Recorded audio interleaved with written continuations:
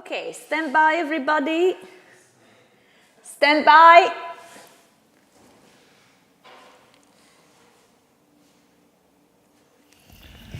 Well, let me introduce you to my shoes.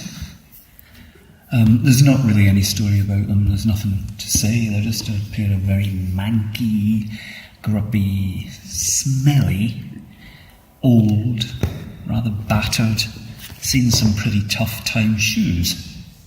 A little bit like me, really. Certainly the smelly bit. So I don't like them being touched. This has been really difficult. People have been touching them and moving them around, and I found that really difficult. I don't like people touching my shoes. You know, they're kind of impregnated with my sweat. It's very personal. You know, my feet. I mean, feet live in here, and my feet are very sensitive and very important.